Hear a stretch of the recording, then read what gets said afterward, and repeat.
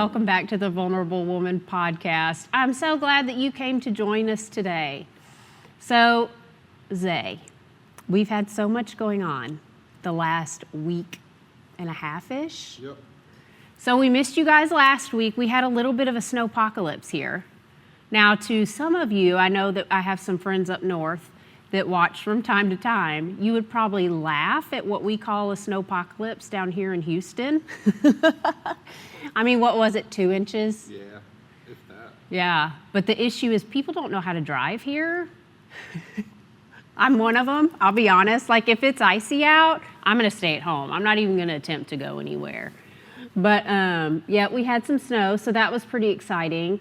My kids got to get up and just kind of see the snow, and they were out of school for a couple of days, and so that was fun. It was a little bit of a change. Like I said, Houston does not see snow that often. I was telling Zay last week, I think the last time I remember snow in Houston was 2016 when my oldest daughter was in 3rd grade. So snow is just really not a thing here. It's not very common. So the fact that we got any is just like a huge, big, exciting thing. So we did not come in that Tuesday to record a podcast because, number one, I don't drive good in that mess. We don't have like the equipment here in Houston to like where the roads, they can de-ice. So we're all just kind of stuck at home here. So for all those that are laughing at us down here, I know, but it's just the way it is. It's the way it is down here. We're used to the heat, not the cold. So anyway, so last week, Zay, when we were recording announcements, you said something to me, and it has stuck with me all week long. We were doing kind of the end part right before, they go into the message, and you were telling me, that you really wanted to encourage and impress that the church is more than just a building, it's a community where we come together to worship and just kind of get to bond together, like-minded people. And the reason I think it stuck with me when you said that is because for years, I did not feel like church was my community. I really didn't. Sci Life is kind of the first church that I've ever gone to that I really felt like it was my community. So today, that's really where I feel like God was leading me to kind of talk about, because just all week long, I was just thinking about that comment. Now, when you said it, you were making it kind of like offhanded to make sure like we covered everything we needed to cover. But it really, really stuck with me, and it kind of made me think back to all of the struggles that I had when I went to some churches, the hurt that I suffered. And the reason is because, I think God wants some of us to hear Church is hard sometimes. We go to it wanting to feel the warm and fuzzies all the time, but there is hurt in church. But I want to encourage you today not to just walk away, because I know that's what I had a tendency to do. That when I was hurt or broken or someone offended me in church, I was done. I was like, this is not what I'm here for. I'm over it.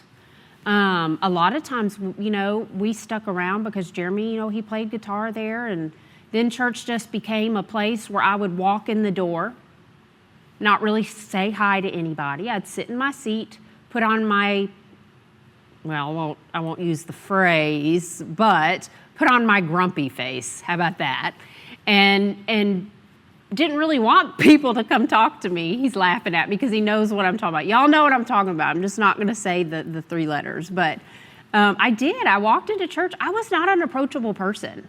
I would say even 2-3 years ago, I was not an approachable person in church. And I didn't want to be approached because I was protecting myself. I wanted people to look at me and go, she looks kind of scary. I don't think I want to talk to her, because what I wanted to do, I wanted to walk in the door, sit down, take in whatever message was there, walk out, go home, because I wanted to mark the box every week. Oh, we went to church. I brought my kids to church this week, because that's how I grew up.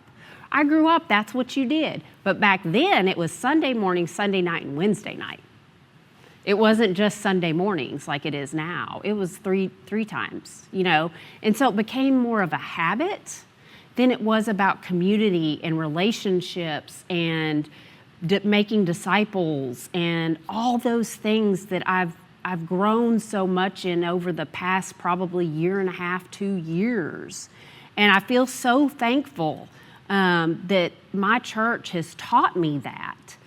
Because if they hadn't, I think I would still be walking in with a grouchy looking face and walking out and going home thinking that I was doing the good Christian thing and I was a good Christian role model, and I was not.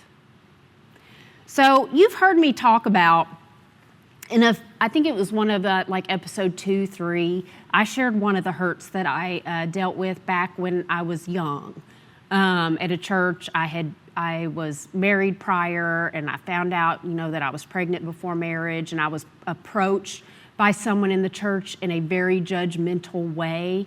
And when you get approached like that, your tendency is not to respond with honesty. Your tendency is to want to hide it because you're already feeling judgment, so you don't want to open up the door and share what you're going through because you don't want to feel more judgment. So I'm not going to talk about that one too much. You can go back and watch episode 3, 4, and hear more of that story. I'm going to talk a little about a few other things that happened to me kind of down the road in church. And the reason I'm going to kind of address these is because I want you to learn from the mistakes that I made.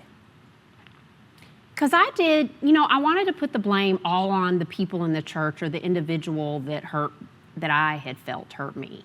That's where I wanted all the blame to go, but I didn't want to accept responsibility for any of my part in it. So after Jeremy and I were married, I was pregnant with Gabrielle. We lived in Austin at that time.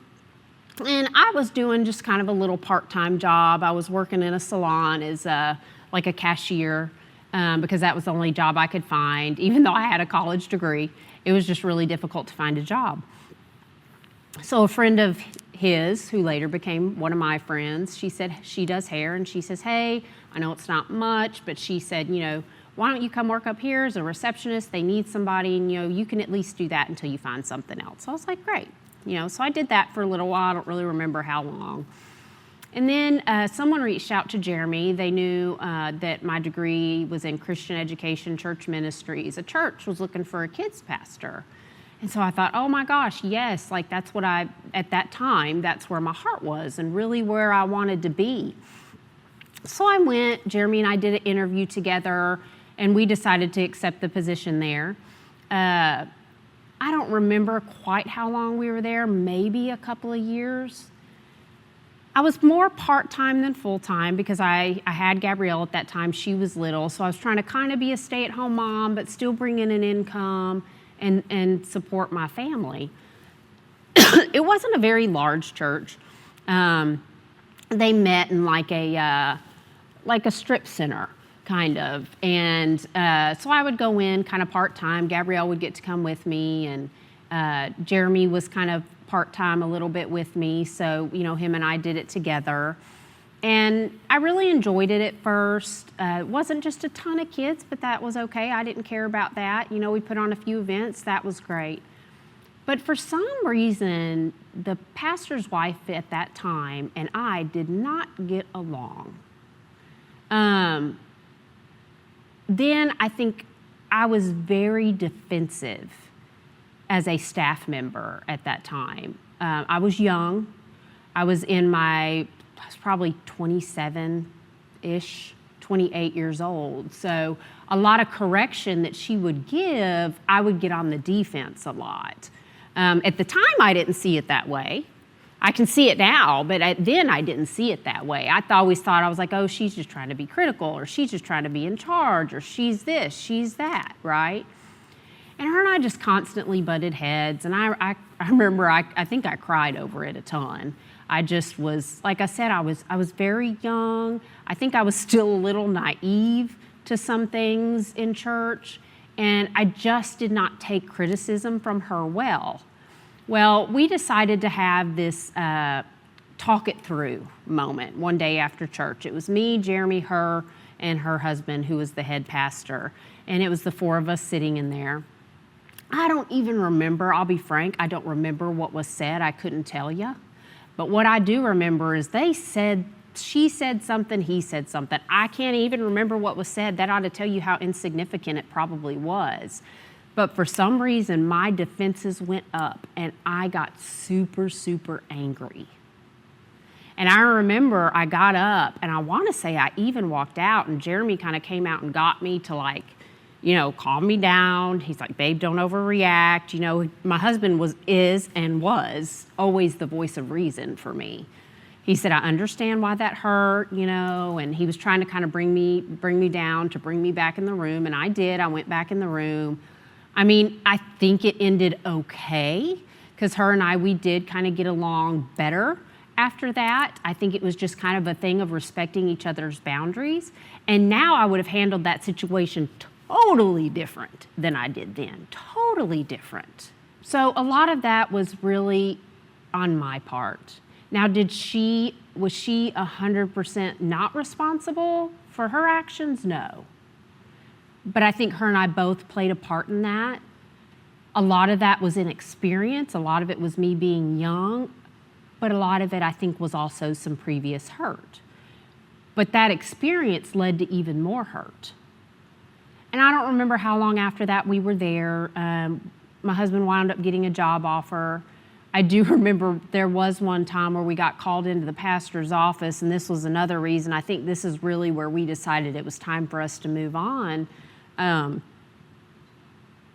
They said that they were going to have to cut our pay. You know, and that was, you know, sometimes when the church is struggling or a business is struggling, that's what happens. They have to do layoffs or cut somebody's pay. That wasn't what bothered us. What bothered us was he said to us, he said, but I want you to tithe more.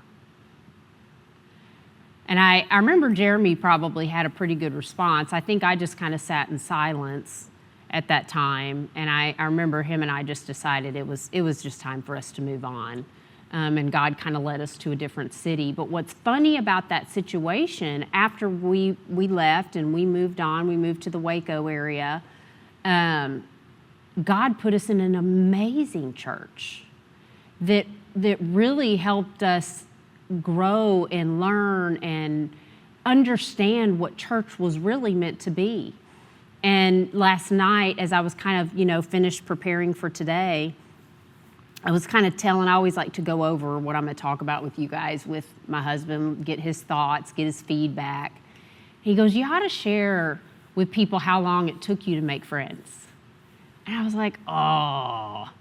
So, but it's a good thing to share, just because of how protected and guarded I was. And I didn't realize it at that time. I just kind of thought that's the type of person I was. I was, you know, protecting myself, and I didn't want to bring anybody into my family's life that would create chaos.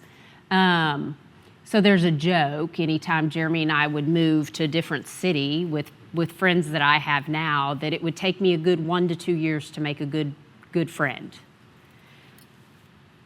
A good friend of mine now, I think we've been friends now, gosh, I think pretty close to almost 20 years. I think that's right. She's two of them are my dearest friends. And I remember the first time I met her, Jeremy told me, he's like, babe, you are going to love her. She is so sweet. You guys are so similar. I think we were at like a dinner for the volunteers, like an appreciation dinner.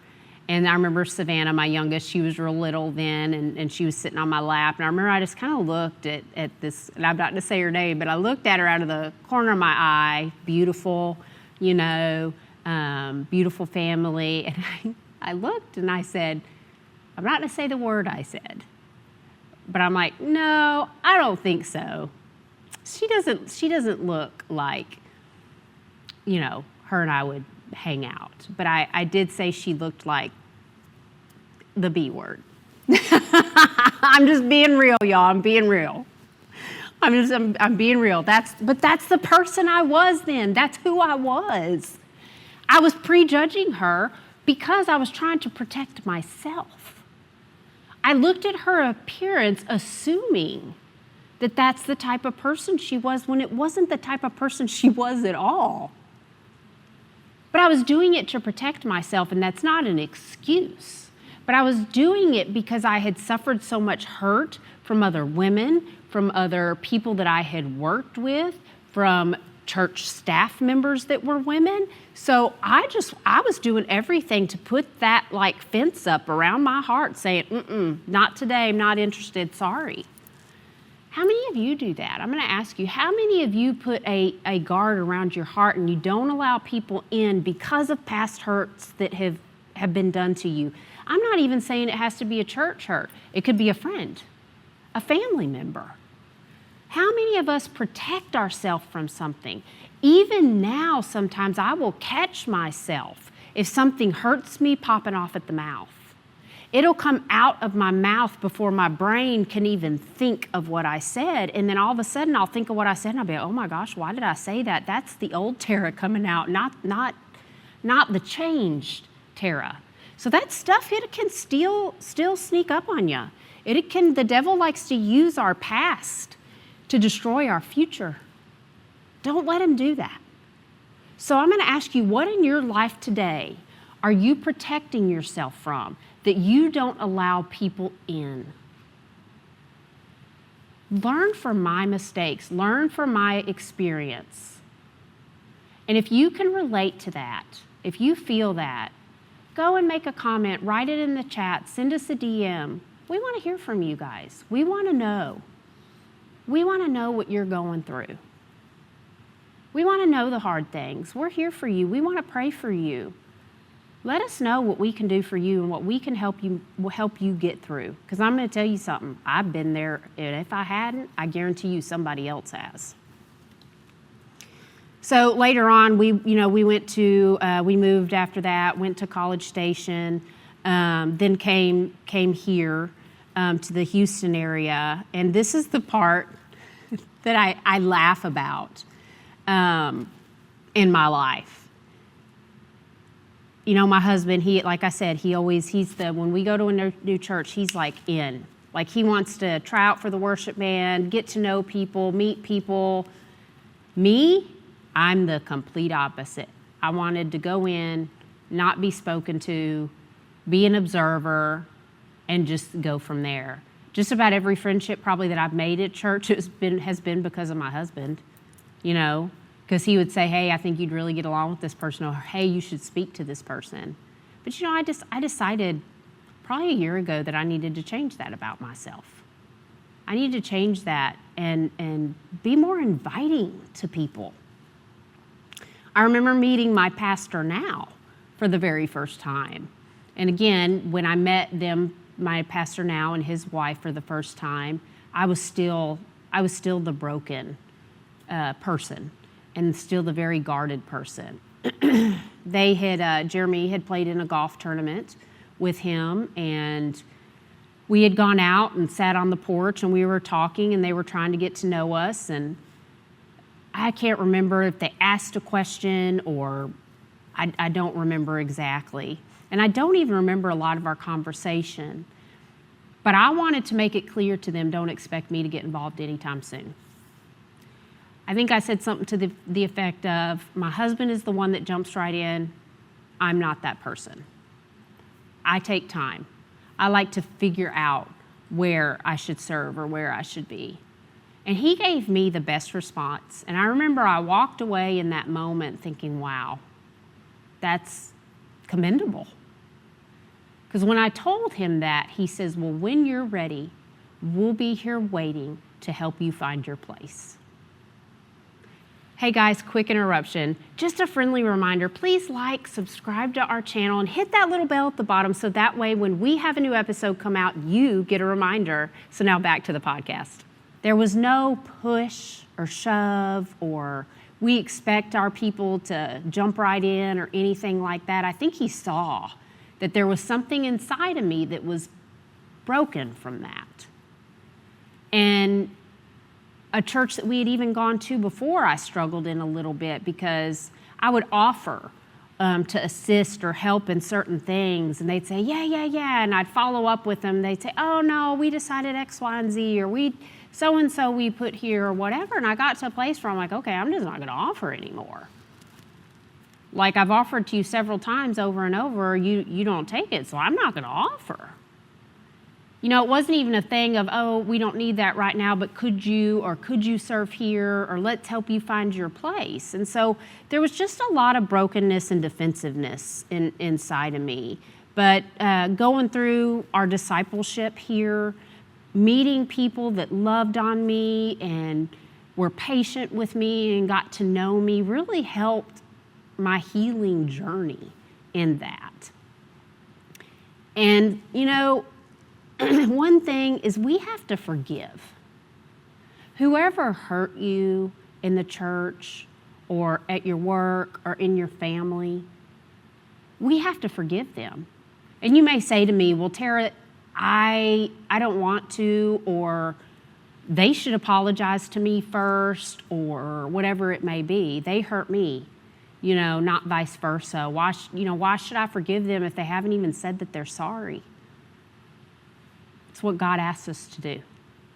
I'm going to read a scripture. It's in Colossians 3:13 through 14. Bear with each other and forgive one another if any of you has a grievance against someone. Forgive as the Lord forgave you. And over all these virtues, put on love, which binds them all together in perfect unity. It doesn't only say forgive as the Lord forgave you. It says, and over all these virtues, put on love with them. I know what you're thinking, because I'm thinking it too. Are you kidding me? You want, okay, I'll forgive them. But now you're telling me to put on the virtue of love with them, to love them? Sorry. I can forgive. You ever heard the saying, I can forgive, but I can't forget? God says, forgive as the Lord forgave you, and over all these virtues, put on love, which binds them all together in unity. That's a tough one. I've struggled with it for sure. My husband actually brought that scripture up last night. I'm going to tell you right now, there's someone in my life today that I need to forgive and put on love. I thought that I had actually forgiven that person, but then something came up about that person a while back, and by my response, I could tell that I had not forgiven them, and I said that to my husband. I said, yep, I thought I forgave him, but I said, I can tell by my response that I did not. So that's something that I'm still kind of working through, and it takes time. It takes time. Now, honestly, if they walked into this room right now, could I put on love? I'll be honest, I don't know. I would hope that I could. But I'm also human. And that's the other thing I want you to remember about church. Church is a community. It's what God gave us to be with like-minded people. But the people in the church, the staff members, the volunteers, the people that go to church, they're human too. They make mistakes too. They're not perfect. I think I've heard the saying, they're just imperfect people trying to do God's will. So your pastor that gets on stage or your worship leader that gets on stage, they're not perfect. They're just people that are responding to the calling of God. So they're going to make mistakes. They might accidentally offend you. They might accidentally, hurt your feelings. I don't think a lot of times it's intentional. They don't go in with the goal saying, ooh, I see so-and-so over there. I'm going to make this comment and make sure I hurt their feelings. Or, maybe you try out for worship and you don't make the worship team. That's hard decisions for them to make, believe it or not. Because they know how hurtful it can be. They know. It's not their intention to go in and hurt you. If anything, in their heart, it probably breaks their heart to have to make a decision and tell somebody no. Just guessing. There are so many people that walk away from the church due to hurt and not being able to let go of that hurt. They say, I'm never going to step foot in church again because of X, Y, and Z. But that's not who Jesus is, and that's not what Jesus would want us to do. The church represents Jesus. It doesn't say that the church is perfect representing Jesus. We're all just doing our best to represent Jesus and to love the people that walk through the doors. And the Bible also tells us that if you were offended, to go to that person. So I'm going to ask you that question. Have you gone to that person yet that offended you? Some of mine, I didn't. So maybe that's something you need to do. Maybe you need to go to them, pray about it. You know, if you're afraid to go to them by yourself, ask someone to go with you that can kind of be a mediator. You know, reach out to a staff member at church. Ask them to, you know, be a mediator to help you talk it through. Jesus is love. He's not one that hurts feelings. He's love. And we're all just doing our best to try to represent that love. So I'm asking you today, we all hold the church in such high regard, and we should. But also give grace to those that are in the church that make mistakes. So I encourage you, if you've been out of church, give it a try again. Give it a try. Give it a try. The church isn't perfect. It's a community. It's a community. It's just like your siblings. You love them no matter what. They may make you mad. Sometimes my sisters to this day, they'll make me mad, but it doesn't change the love that I have for them. And that's the way you should be with the church and your community.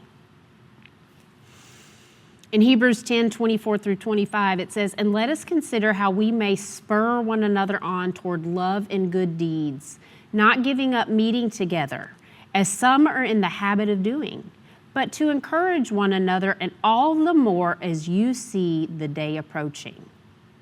So we're supposed to spur, encourage one another on towards love and doing good. And it says, not giving up meeting together. So because you've been offended or hurt, don't give up meeting together. Don't give up coming in and being with your community or your small group. Don't do that. Address it if you can. Go to your staff, your employer, your friend, whoever it may be. Try to talk it through with them. Do your part. My favorite saying is, keep your side of the street clean. You can't be responsible for what someone else does, but you are responsible for yourself.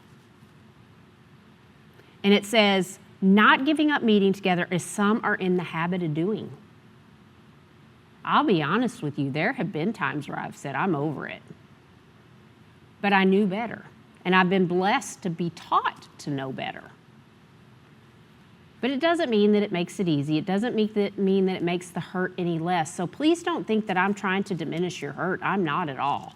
What I'm trying to encourage you to do is pray through that hurt. Find someone to be accountable with.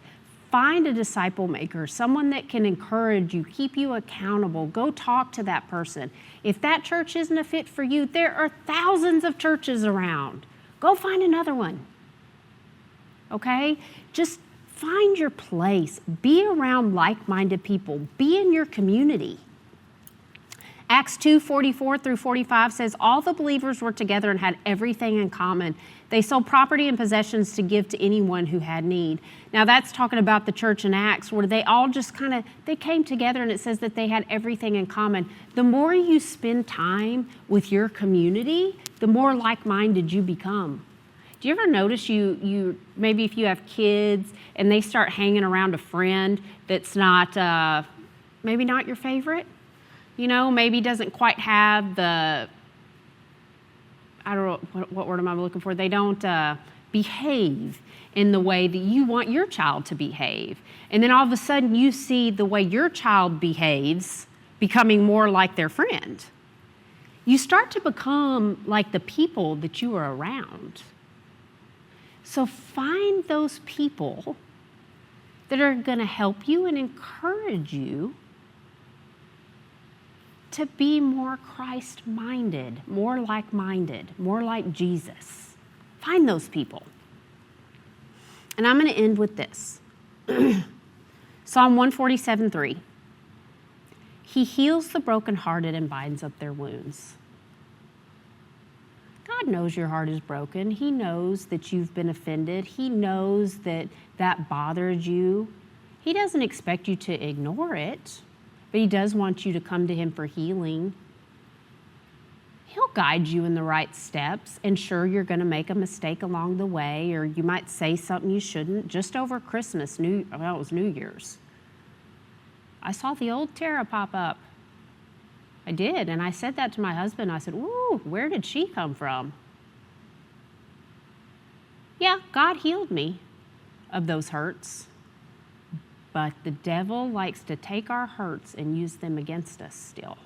Don't let him do that. So I had to go to God and say, help.